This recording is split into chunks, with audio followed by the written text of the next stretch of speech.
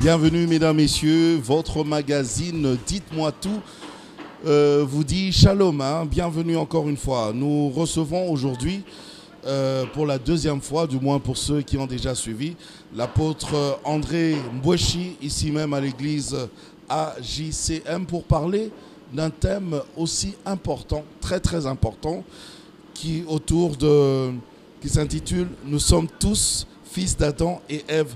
Apôtre André Mbweshi, shalom. Shalom, shalom, tonton Jaco. Merci de nous recevoir encore ici chez vous. Merci, que Dieu soit glorifié. En tout cas, le thème c'est « Nous sommes tous fils d'Adam et Ève ». C'est un thème très très important, mais du moins pour ceux peut-être qui ne connaissent pas notre livre, votre livre, la Bible, la parole de Dieu, qui sont Adam et Ève? Qui sont Adam et Ève? Adam et Ève, d'abord Adam. Adam, c'est le premier être humain que Dieu a créé à l'origine sur la terre, selon que la Bible nous l'enseigne. Et Ève, c'est la première femme que Dieu a créée sur la terre pour être l'aide de l'homme. Et ce sont nos premiers parents, les parents de la race humaine sur toute la terre. Créés par Dieu. Oui, créés par Dieu. Et vous dites que nous sommes tous des fils et filles d'Adam et Ève. Comment vous expliquez ça? Nous sommes tous fils et filles d'Adam et Ève parce que nous sommes sa postérité. Quand Dieu a créé Adam et Ève, il leur a donné un ordre. Il leur a dit, soyez féconds, multipliez-vous et remplissez la terre. Je dis bien, remplissez la terre. Donc la terre devait être occupée sur toute sa surface par les êtres humains. Ainsi, les hommes devaient se multiplier. Et en se multipliant, ils devaient remplir la terre. Comment? Au départ, c'était les frères qui prenaient leurs filles en mariage. Parce que Adam et Ève, en mettant au monde Caïn et Abel, ont par la suite mis au monde... C'était leur fils biologique. Oui, ont par la suite mis au monde 7 et 2 filles. Alors c'est à partir de tous ces enfants que la race humaine a commencé à se multiplier. Et c'est ainsi que cette race qui a commencé à se répandre partout, à un certain moment, est devenue tellement nombreuse que les hommes ont commencé à s'entretuer. Il y a eu beaucoup de méchanceté sur la face de la terre. C'est ainsi que du temps de Noé, Dieu décida d'exterminer encore la race humaine, mais pas totalement dans son entièreté.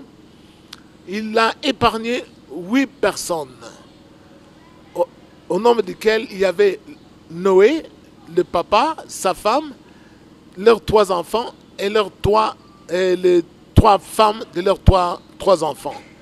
Les 3 enfants qui étaient Sem, Cham et Japheth. Et quand Dieu a exterminé les êtres vivants par le déluge, au terme de ce déluge, Dieu avait encore donné l'ordre à la race humaine de se multiplier à nouveau. Et c'est à partir de ces 3 enfants de Noé, Sem, Cham et Japheth, que la race humaine s'est multipliée pour peupler encore toute la surface de la terre. Voilà. Ainsi de suite jusqu'à nous. Jusqu'à nous. Mais, voyez-vous, qu'est-ce qui s'est passé? Il y a eu Noé qui avait planté la vigne. En ayant planté la vigne, il a tiré le vin, il avait bu le vin et il s'est enivré. Ou il s'est enivré. À la suite de cette ivresse, il s'est endormi, il s'est déshabillé et un de ses enfants, Cham, avait vu la nudité de son père. C'est alors que Noé, revenu à son bon sens, avait maudit cet enfant qui était le père d'un certain Canaan. Et quand il a maudit la postérité de Cham, qui était Canaan. Il a dit, Canaan sera l'esclave de ses frères. On dit que Cham était noir. Enfin, je ne sais pas. Non, il n'y avait pas de race. Il n'y avait pas de race. Il n'y avait pas de race. Tout le monde était pareil. D'ailleurs, quand vous ouvrez la Oui, Bible... parce qu'ils sont, Ah oui. ils sont tous fils de Noé. Non, quand vous ouvrez la Bible au chapitre 11 de Genèse, on dit toute la terre avait une seule langue. C'était du temps des tours de Babel. Là, vous pouvez lire facilement. On dit que toute la terre n'avait qu'une seule langue, oui. et les mêmes mots. Donc, même langue, tout le monde se comprenait. la même culture. Et ils se sont entendus de bâtir une tour pour aller rendre visite à Dieu au ciel. C'est alors que Dieu vit qu'ils étaient unis, ils avaient une même langue. Or, l'ordre de Dieu était de se disperser, de remplir toute la terre. Mais ils avaient choisi de demeurer ensemble. C'est alors que le Seigneur descendit, écroula la tour, les dispersa sur la face de la terre, et il multiplia leurs langues. C'est ainsi que les hommes, ne s'entendant plus comme avant, ont fini par se disperser partout, selon les groupes de langues qu'ils parlaient. C'est comme ça que les hommes se sont dispersés, jusqu'à l'avènement du déluge. Et quand le déluge est arrivé, ils ne sont restés que 8. Et sur ces 8 qui étaient restés, ils sont encore dispersés, après en se multipliant. Et avec la malédiction de Cham, bien sûr, par son fils Canaan. Et quand Canaan a été maudit, on ne dit pas que Canaan était noir. Tous étaient pareils, c'était des enfants d'un même père, Noé, et de sa femme. Okay. Et ils se sont dispersés encore sur la terre pour se multiplier. Mais alors, si je rentre un petit peu en arrière, Adam et Ève, ils étaient noirs ou blancs? Bon, actuellement, les études qui ont été faites ont prouvé que le premier homme n'était ni noir ni blanc. Parce que qu'est-ce qui a fait que les hommes deviennent noirs ou deviennent blancs? C'est quand ils ont subi les rigueurs climatiques, confrontés aux dures conditions climatiques, que les hommes ont commencé à subir des mutations. Parce que Dieu, en donnant l'ordre aux hommes de se multiplier, de remplir la terre, se devait aussi de les rendre capables de vivre ou bien de s'adapter aux conditions climatiques. Et ici, les hommes, les conditions climatiques de toute la terre. De toute la terre. Par rapport à l'endroit qu'ils qu'ils devaient occuper. C'est Dieu qui les a rendus capables comme cela.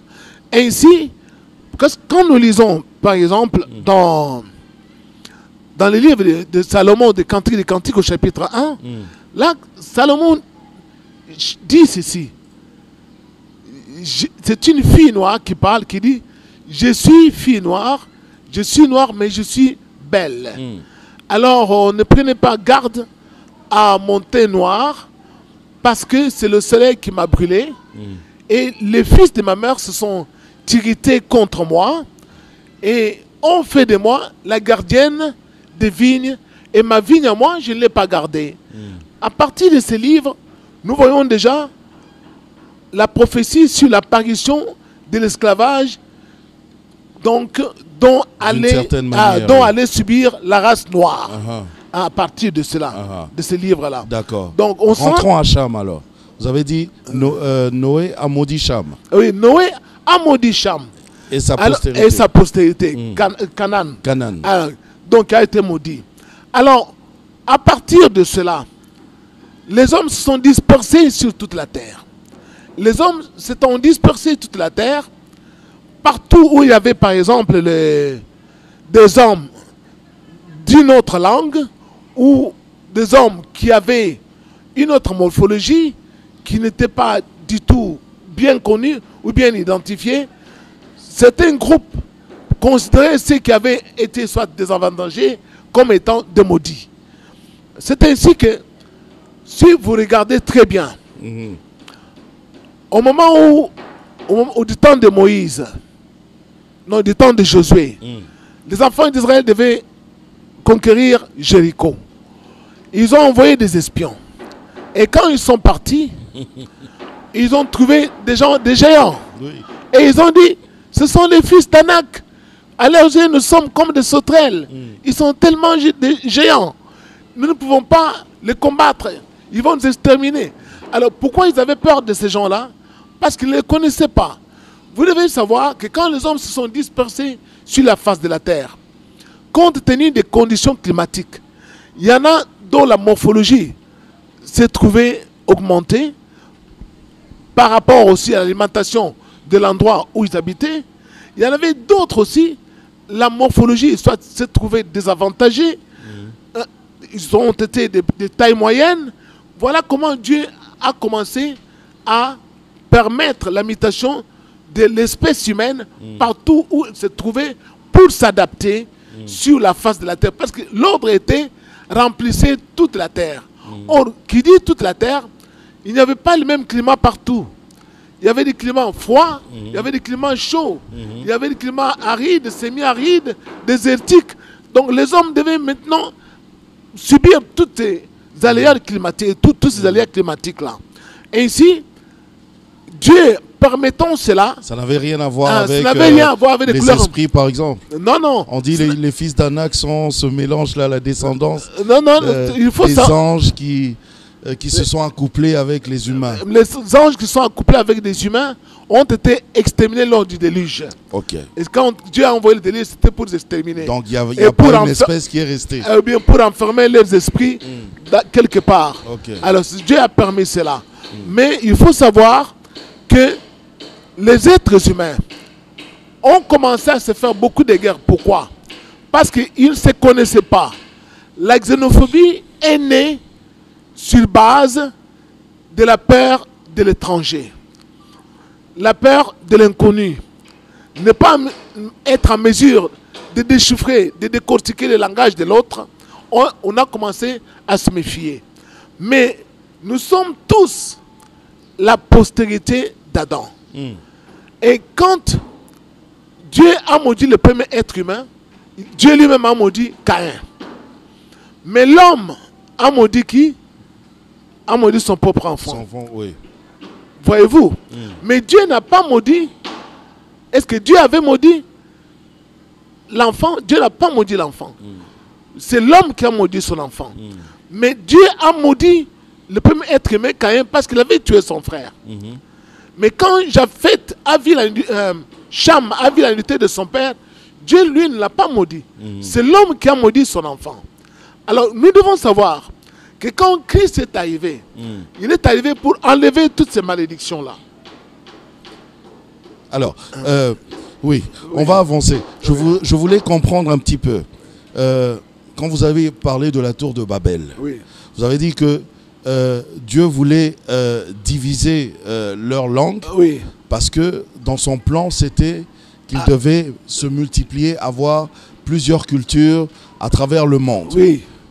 Alors, qu'est-ce que vous pensez de ces gens-là qui disent que Dieu a divisé des personnes qui étaient pourtant unies?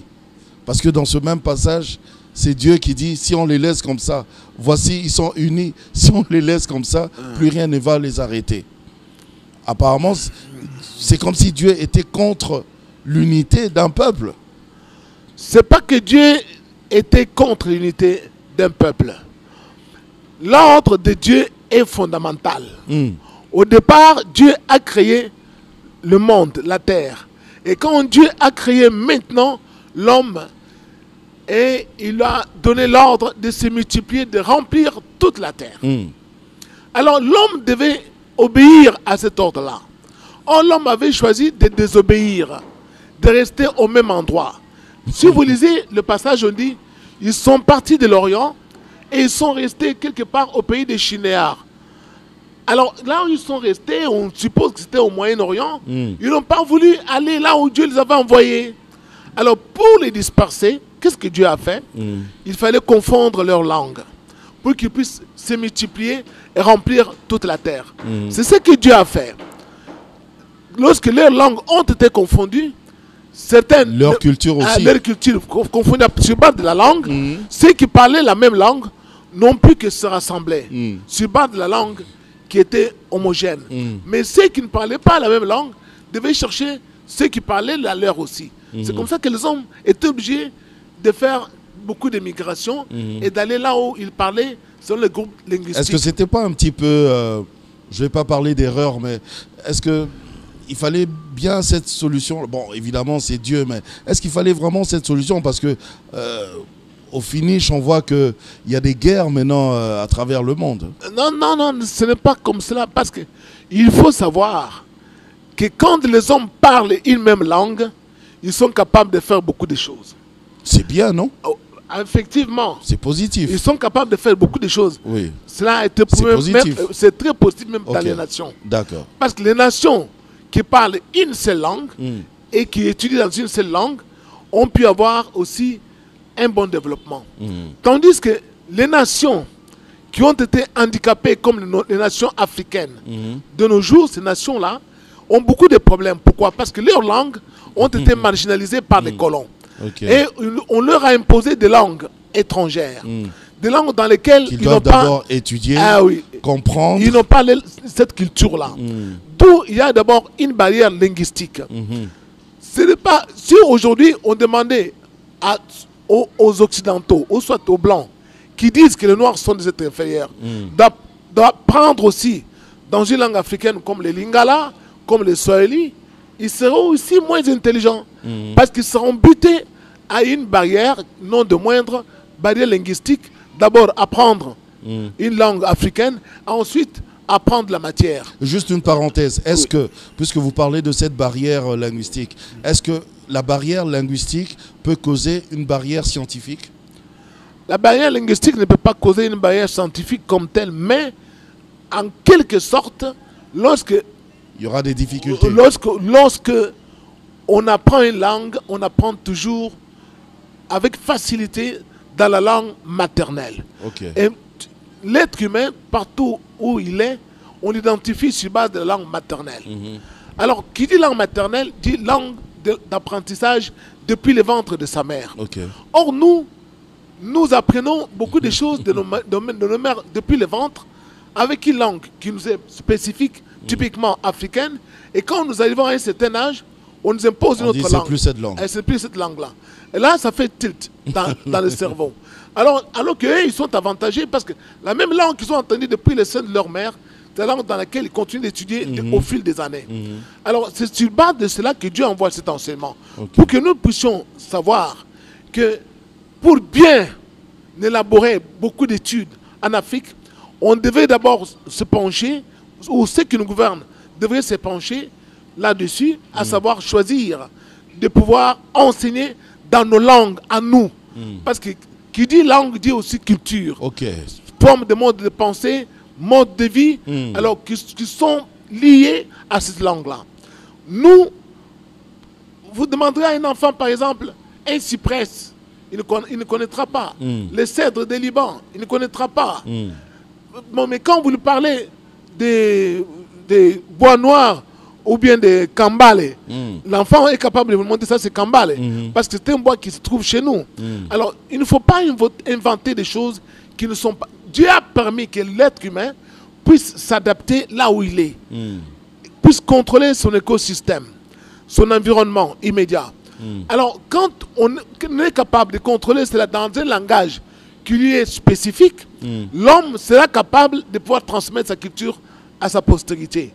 Parce que quand Dieu a créé Adam, il n'y a pas enseigné une langue. Il a amené tout ce qu'il avait créé à Adam pour que Adam puisse lui-même nommer cela sur base des caractéristiques de chaque créature qu'il voyait avec ses propres yeux. Mais là, il y a transmission seulement dans sa postérité. Mais vous avez parlé du monde. Oui. Il y a, on va dire, il y a des cultures à travers le monde. Oui. Mais maintenant, comment vont se faire les échanges entre différentes nations? Je vais d'abord expliquer. Je vous en prie. D'abord, il faut savoir que, parlant des échanges, c'est sur base de cela qu'il y a eu colonisation, il y a eu traite négrière, l'esclavage, tout ça. Pourquoi?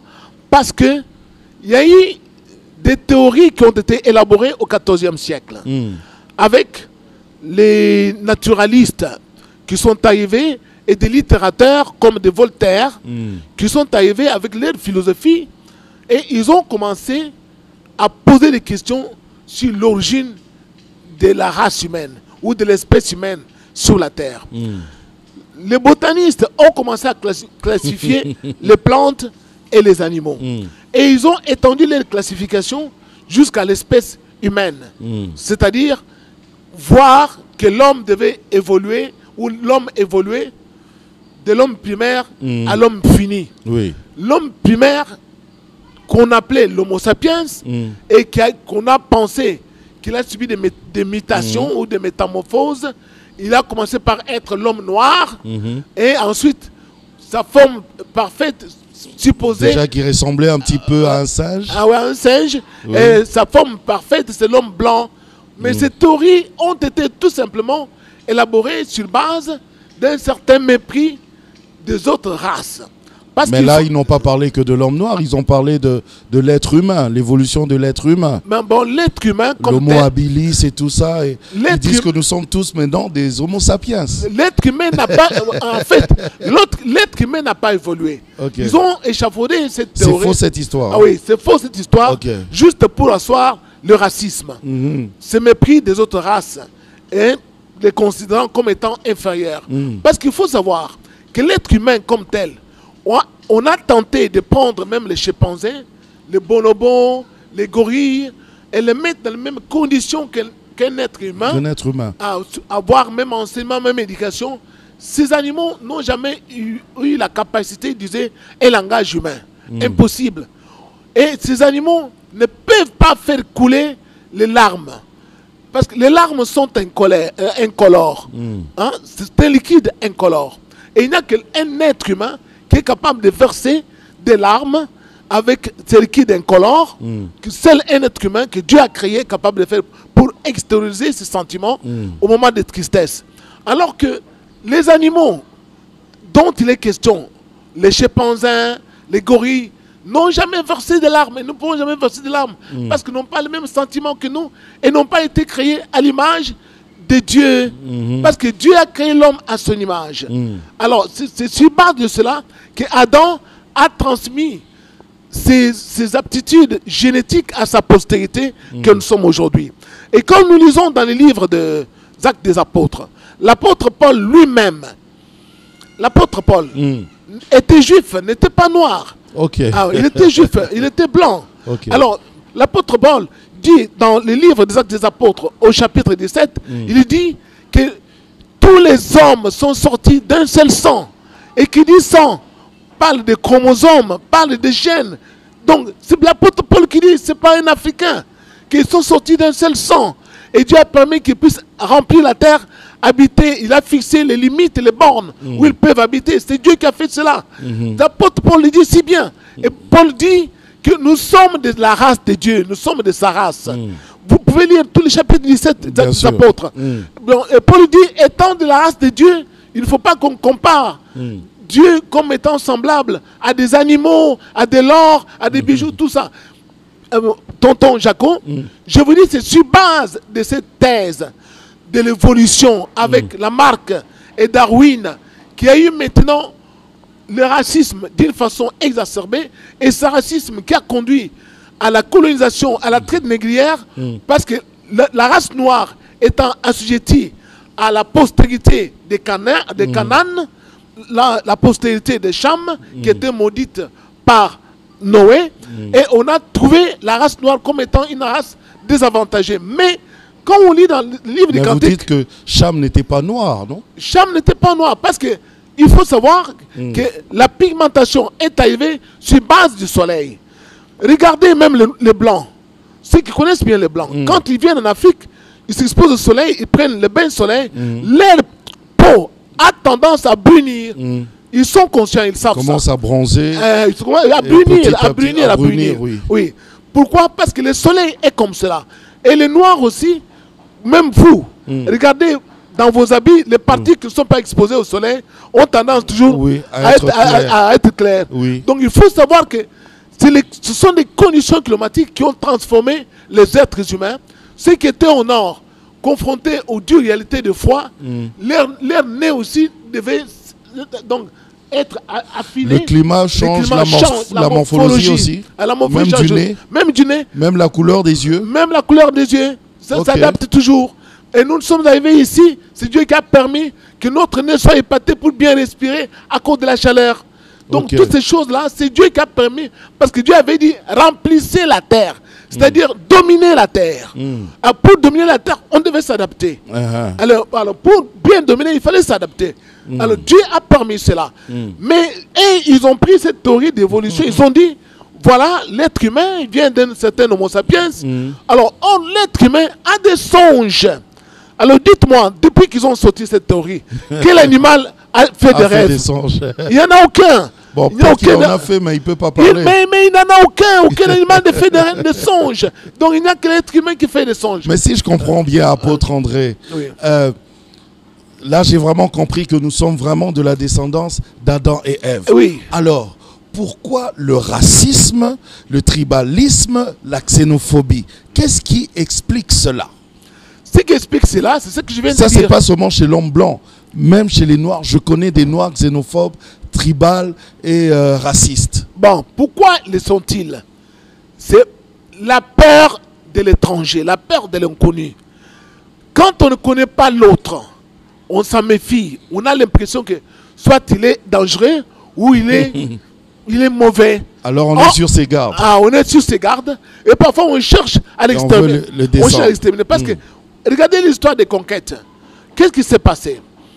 Tous les explorateurs, les Vasco de Gama, les David Livingstone, les Christophe Colomb, les Barthélemy Diaz et les Magellan, qui sont allés pour découvrir l'Amérique et l'Afrique, ils ont exterminé les Indiens, les Mayas, les Incas.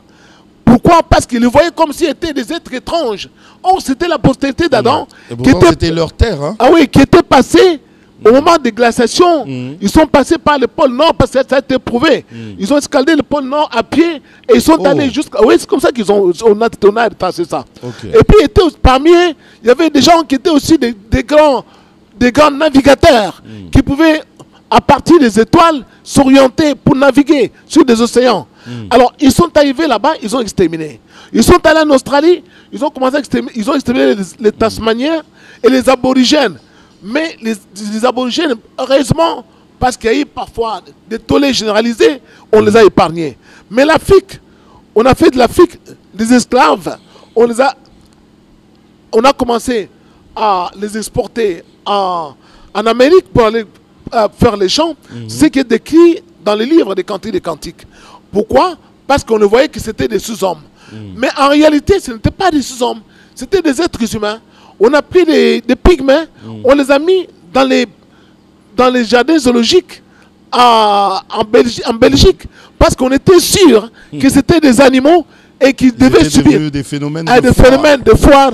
On allait les visiter comme ça dans des foires, dans des cages. Oh, c'était des êtres humains.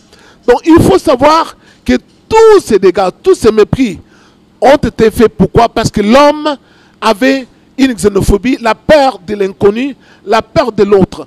Quand les hommes se sont dispersés sur la face de la terre, ayant subi des mutations pour s'adapter au climat, quand ils se rencontraient, il y en avait qui pensaient qu'ils étaient supérieurs par rapport aux autres. Or, nous sommes tous pareils. Nous avons un même langage, le langage humain. Nous sommes de la race de Dieu, comme Paul le dit si bien, que nous sommes sortis d'un seul sang. Et c'est pourquoi, jusqu'aujourd'hui, on a tenté de faire des cellules souches à partir de, je sais pas, des animaux pour adapter au corps humain. Ça ne vient toujours pas. Parce que le corps humain est unique depuis Adam jusqu'à de nos jours. Alors, il ne faut pas qu'on pense que l'être humain, quand il se métamorphose, il y a une perfection, c'est la race blanche. Non. Notre perfection, c'est le Christ. Ce n'est pas la race blanche. C'est le Christ qui est notre modèle et notre perfection. Mais pourquoi ces populations colonisées ne pouvaient pas se défendre aussi par ignorance? Par exemple, l'homme blanc qui vient en Afrique, l'Africain ne sait pas se défendre pour dire ben, écoute, tu ne peux pas me brimer parce que moi aussi j'ai mes droits, je suis aussi de la descendance du même père, des mêmes parents que toi. Bon, effectivement, quand ils sont arrivés ici, au départ, les Occidentaux étaient un peu... Déjà qu'ils ont trouvé une civilisation ici. Ils ont trouvé des civilisations. On avait une civilisation. Mais ils étaient un peu très mal intentionnés. Pourquoi? Parce qu'ils sont venus, ils ont fait d'abord des contacts, des bons voisinages, des alliances amicales, ainsi de suite. C'est au fil des années. Il n'y avait rien d'amical. Oui, au fil. Ils avaient déjà en vue de pouvoir spolier les terres africaines. Okay. Donc, au fil des années, sur base de ces alliances, ils ont commencé déjà à introduire les armes d'une façon clandestine pour pouvoir s'accaparer. Parce qu'en eux, sur base de théories qui ont été élaborées au XIVe siècle. Parce que, croyez-moi, tonton Jaco, oui. Quand on dit qu'ils ont découvert l'embouchure du fleuve Congo, est-ce que l'embouchure a été créée en 1492? Non.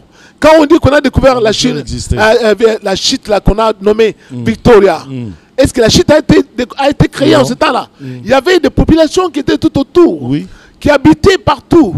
Et partout où ils sont passés, ils ont trouvé des habitants qui les avaient déjà précédés. Il y avait des êtres humains qui étaient déjà là-bas.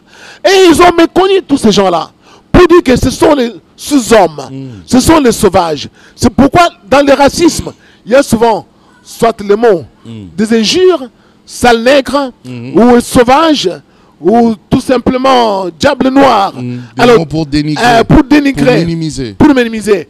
Et c'est à partir de cela qu'il y a aussi beaucoup de tribalisme. Parce que le tribalisme, dans les manuels d'histoire, le tribalisme a été inventé ici. Pourquoi? Parce que quand les colons sont arrivés, ils ont privilégié certaines tribus avec lesquelles ils ont noué des contacts. Là, ils ont installé des écoles, des hôpitaux. Et c'était des tribus qui étaient considérées comme des tribus des gens évolués. Là où il n'y avait pas d'école, on les a considérés comme des tribus moins évoluées. Et il y a eu maintenant cette hostilité entre les tribus des évolués et des moins évolués. C'est sur base de cela qu'est né le tribalisme en Afrique. Concernant d'autres tribus comme étant des tribus des primitifs, parce qu'ils n'ont pas beaucoup d'intellectuels, mais ils n'ont pas beaucoup de commis, comme on appelait entre guillemets, c'est le mot qu'on appelait entre guillemets, mais est-il qu'il n'y a pas de tribus évoluées ou moins évoluées? Nous sommes tous pareils parce que Christ a fait de nous, il a fait de toutes les nations, de toutes les tribus, un royaume de sacrificateurs. Et puis, dans Matthieu 25, Jésus lui-même dit, quand le Fils de l'homme viendra, il mettra toutes les nations devant le trône de sa gloire. Quand il viendra avec les 16 anges, alors, il mettra les uns à sa droite, les autres à sa gauche. Les uns à sa droite, des brebis, et à sa gauche, des boucs. Et il leur dira, pour les juger, ceux qui sont à sa droite, j'ai eu faim, vous m'avez donné à manger. J'ai eu soif, vous m'avez donné à boire. J'étais étranger, vous m'avez recueilli. Donc, et ceux-là, ils diront, mais quand t'avons-nous vu avoir faim, avoir soif, et tu étais étranger, t'avons-nous secouru. Et chaque fois que vous faisiez à l'un de ses frères, c'est à moi que vous le faisiez. Donc, vous devez savoir que pour Jésus-Christ, les nations sont homogènes. Jésus ne parle pas de noirs. Lui, il voit une seule famille. Lui, il voit seulement une seule famille, la postérité d'Adam. Et il dit, quand il viendra, il va les mettre tous devant son trône. Et là, il n'y aura pas de Caucasiens, il n'y aura pas d'hommes africains, il n'y aura pas d'hommes asiatiques. Nous serons tous confrontés aux deux réalités. Jésus sera là pour juger toutes les nations. Il n'y aura que des brebis d'une part et les boucs d'autre part. J'aime bien parce que le fait que vous ayez évoqué cela, parce que là vous avez parlé, c'est vrai, on a parlé d'autres nations, on a parlé des blancs, des noirs et tout ça, mais ce qui est triste, c'est que même dans notre propre pays maintenant, il y a le tribalisme qui commence à battre son plein, et pourtant cette époque de la colonisation est déjà passée. L'époque des évolués et non évolués, c'est déjà passé, c'est révolu. Mais pourquoi maintenant, là, au 21e siècle, au Congo démocratique, on doit encore parler du tribalisme? Pourquoi le tribalisme? Parce que vous connaissez le vieux principe qui est divisé pourquoi? Pour mieux régner. Pour mieux régner. Le tribalisme qui est maintenant exacerbé dans notre pays est venu sous l'instigation des politiques. Ce sont les hommes politiques qui sont à la base de cela. Parce que nous devons savoir que jusque de nos jours, notre pays n'a pas encore totalement été unifié comme il se devait. Comment? Par exemple, nous faisons des campagnes électorales sur base de notre origine, soit ethnique ou tribale. Or, on devait faire des campagnes, au moment des campagnes, sur base tout simplement de notre De la grande famille, famille congolaise. Okay. Or, nous le faisons selon notre appartenance tribale ou ethnique. Si bien que chaque fois qu'on est en train de prôner l'élévation d'une personne, ou une personne qui a été élevée, vous entendez communiquer à la radio, à la télé, le ressortissant de tel, je ne sais pas, tel contraire. Même que la langue change.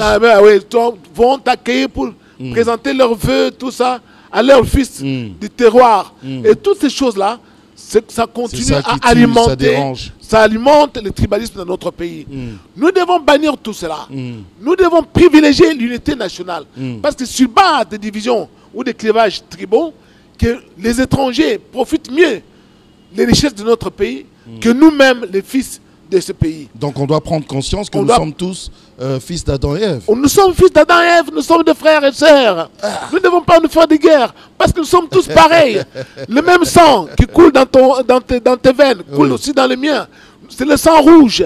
Et quand vous pleurez, tonton Jaco, bon, il faut savoir que vous avez un liquide incolore. Moi aussi, j'en ai aussi quand je pleure. Nous sommes tous pareils. Il n'y a pas de différence. Donc je ne dois plus dire je suis Mukongo, je suis Muluba, Muswahili, Mungala. Non, non. Je suis congolais. Nous sommes tous pareils. Nous sommes frères. Même quand nous mourons dans les cimetières, allez là-bas aussi au cimetière des Bansé, je ne sais pas, partout, nécropole. Vous ne verrez pas là-bas.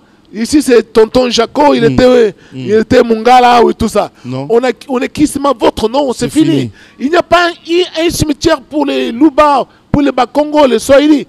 Donc il y a un cimetière pour tout le monde. Mais qu'est-ce qu'il faut pour que ça change? Est-ce qu'il n'y a pas... vous avez, puisque vous avez le temps de prier par rapport à l'incendie éternel, est-ce qu'il y a les plans de sortie pour la RD Congo par rapport au tribalisme? Par rapport au tribalisme? Oui, pour sortir un peu de cette Mais affaire. c'est ce que je viens de dire. Oui. Ceux qui veulent palper les bonheurs de ce pays, les bienfaits de ce pays à venir, qui sont en train de venir, que Dieu a déjà planifié, projeté, doivent abolir le tribalisme de leur vie, doivent accepter de vivre en symbiose avec toutes les autres tribus. Comment? En harmonie, en amour, en s'aimant les uns les autres. Okay. Comme jamais. Parce que le Seigneur, il est sur le point d'envoyer un châtiment au Congo. Et ce châtiment sera un cataclysme qui va faire qu'il y a un chambardement qui va subvenir comme ça à l'improviste, qui va prendre beaucoup de gens à l'improviste, et ça va faire qu'il y ait même relèvement de certaines personnes qui étaient bannies ou qui étaient méprisées, et le Seigneur fera asseoir son règne dans notre pays et va continuer à diriger lui-même la nation congolaise pour construire, pour sa reconstruction. Et beaucoup de ceux qui sont méchants aujourd'hui, qui ont choisi le tribalisme comme mode de vie pour pouvoir... Ou de survie. Non, de vie pour pouvoir influer d'une façon maléfique sur la vie des autres. Ce monde de vie, Dieu n'aime pas cela. Et il va punir tous ceux qui sont tribalistes. Est-ce que le tribalisme est, je vais dire, démoniaque? Le tribalisme est vraiment satanique. C'est satanique? Satanique parce que c'est contre tout ce que Dieu a enseigné dans la Bible, c'est contre l'amour, c'est la dénégation de tout ce qui est biblique. Parce que quand vous êtes tribaliste, ce que vous ne le connaissez pas, que vous avez été créé à l'identique aux autres hommes. Or, nous sommes tous pareils. Alors, quand vous rejetez les autres, c'est que vous vous considérez comme étant une tribu supérieure ou une race supérieure. Et là, Dieu ne sera jamais avec vous. Parce que Dieu, toutes les nations sont pareilles. Sont pareilles, sont Lui ne voit qu'une seule famille. Et une seule famille. Une seule nation. Une nation. Voilà comment Dieu nous voit. Un seul peuple. Un seul peuple. Voilà. Un seul sang. La postérité d'Adam et Ève. Et c'est pourquoi il est écrit, le premier Adam était une âme vivante. Et le deuxième Adam, Jésus-Christ, est devenu esprit vivant. Alors nous sommes tous de sa postérité. Nous sommes tous unis. C'est pourquoi Jésus a dit, même Paul a enseigné là-dedans.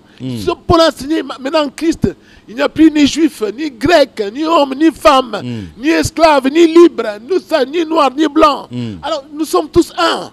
C'est Paul qui était vraiment l'apôtre de Paris, qui a bien su comment expérimenter cela. Mais beaucoup d'Occidentaux qui ont amené la Bible ici chez nous en Afrique, et ils ont cette Bible. Mais ils n'ont pas mis ça en pratique parce qu'ils ont introduit la politique de ségrégation raciale.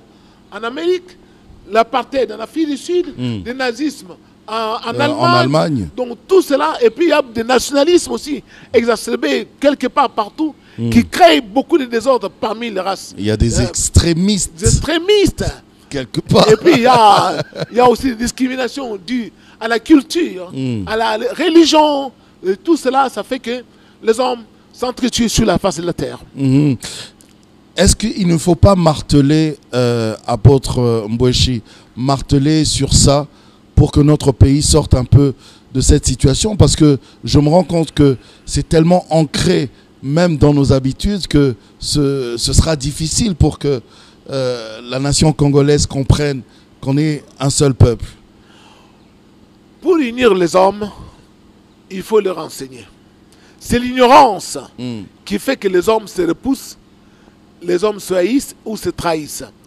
Mais quand on n'enseigne pas, les peuples sont abandonnés à eux-mêmes, ils peuvent faire n'importe quoi. Il faut enseigner. C'est pourquoi Dieu nous mandate d'enseigner comme nous venons d'enseigner. Il faut enseigner ce qui est vrai, enseigner ce qui est juste, montrer aux hommes que nous sommes tous créés de la même façon. De la même façon que nous sommes égaux au moment de la naissance, nous sommes aussi égaux au moment de la mort. Donc nous sommes tous pareils. Donc il ne faut pas... Égaux même aux yeux du Père. Aux yeux du Père, nous sommes tous pareils. Donc il faut savoir que le Saint-Esprit, quand il est venu sur la terre, il n'a pas choisi de race. Il n'a pas choisi de race. Il est entré dans tous ceux qui sont allés adorer à Jérusalem les jours de Pentecôte. Et on les a entendus parler en diverses langues de toutes les nations qui étaient là-bas réunies. Alors il faut savoir que Dieu est indivisible. Et nous sommes de sa race, blancs et noirs, quelles que soient les tribus. Au-delà des clivages ethniques, tribaux, tout ça, nous sommes tous pareils. Tous pareils. Apôtre André Mbweshi, je vous dis merci. Peut-être que vous avez un petit tout dernier mot?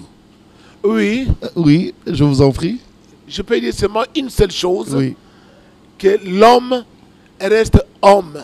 Et il restera homme jusqu'à la fin du monde. Homme créé par Dieu, à l'image de Dieu. Et nous avons été créés à l'image de Dieu. Amen. Merci beaucoup. Vous voulez atteindre l'apôtre André Mbweshi, il y a deux numéros de téléphone d'ailleurs qui défilent au bas de vos petits écrans depuis le début de l'émission. Donc, vous appelez sur ces deux numéros et nous allons vous recevoir sans problème et vous allez parler avec l'apôtre. Nous sommes frères et sœurs. On est frères et sœurs.